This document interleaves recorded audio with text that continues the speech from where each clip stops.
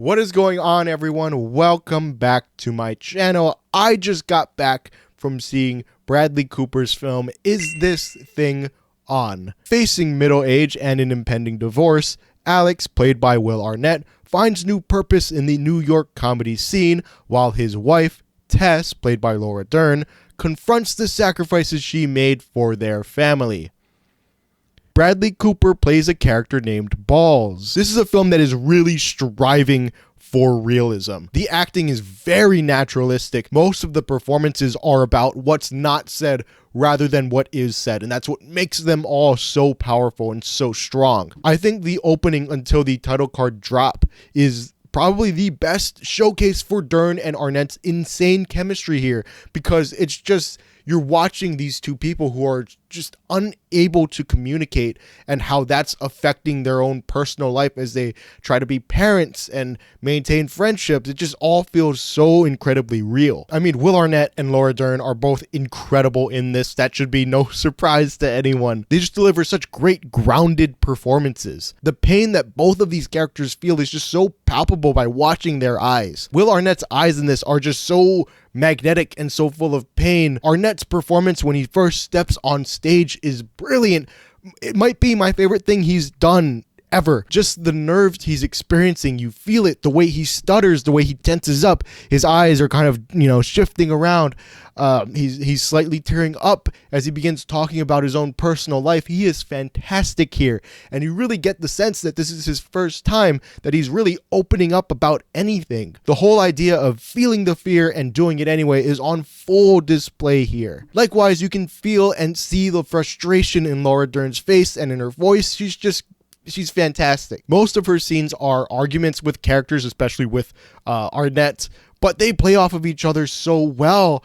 And like I said, that opening scene is just watching her be frustrated, but unable to say how she truly feels. She's angry, but has to put on a smile anyway. It's a film about the importance of communication. So we have to see that journey from both of these characters, since they're both the quote unquote lead of the film. We have to show them being frustrated with each other and with themselves for not being able to talk. And we need to buy into that. And they just both, they knock it out of the park. You buy that journey with both of these characters. You're not rooting for one or the other, you're rooting for both, and it wouldn't work otherwise. I mean, we have two amazing grounded performances here, and then we have Bradley Cooper as Balls.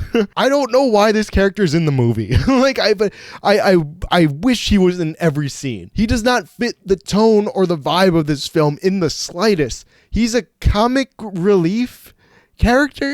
I mean, he doesn't act like a person. I don't know how to describe his performance. Balls is their friend who's a wannabe actor guy who steals props from sets and is always trying to change his appearance. He's a weird guy. It's the only outright comedic character in the film, and you're just so drawn to him because he's so strange, and his strangeness just elevates every scene he's in. I should not like this character as much as I do. It's one you just gotta see to fully understand. It's not a crazy performance. It's not Amy Madigan in Weapons. He just seems crazier than the other guys around him, and he seems a little bit out of place from the other guys in this film. In a good way. I mean, I also have to hand it to Bradley Cooper as a director, and as well, I need to, give special props to Matthew Libatek. I hope I said your name correctly. He is the cinematographer for this film, and he deserves all the praise because there is some excellent, and I mean truly excellent camera work here. Most of this is handheld, which helps symbolize and reflect the tension within the main character's relationship. When Alex first enters the club, we have a long take following him up on stage, and that works to show how it feels like we're with him entering this new stage of his life. I think for the most part, this script is pretty damn good, but it's also where my main criticisms of the film lie. It manages to find that balance between comedy and drama, much like Alex's comedy acts in the film. It never leans too hard into comedy where we stop taking the drama seriously, and it never leans into drama where we forget we're watching a comedy. It's a tight balancing act going on. But like I said, this is also where a lot of my issues with the film come in.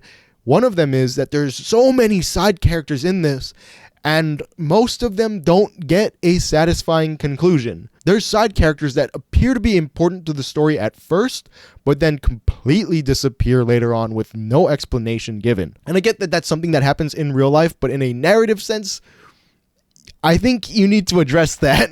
On top of that, it feels like this film is building towards something with Alex and his stand-up comedy journey, but the resolution to that storyline feels underwhelming to me. The first hour of this film is really about his journey as a stand-up comedian and how that has improved his life as a whole. It also just feels like a love letter to the stand-up comedy scene in New York and that whole community. It feels so rich and lived in, and I mean, the film wants you to connect with that environment and the other stand-up comics. It does present them as a family, and the journey and that world is really put on the back burner for the second half of the film, to the point where it stops feeling important to both Alex's character and the film itself. I think that's ultimately the biggest failure of the script, which also, as I mentioned, ties back into my problem with the side characters, is that it balances the tone really well.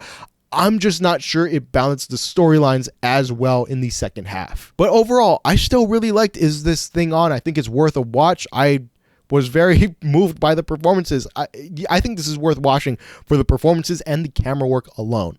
Like, those two things, fucking top notch. I'll just say that. And also, you gotta see Bradley Cooper as Balls. You gotta watch that. Anyways, what did you guys think of Is This Thing On? Have you guys watched it? Have you guys at least heard of it?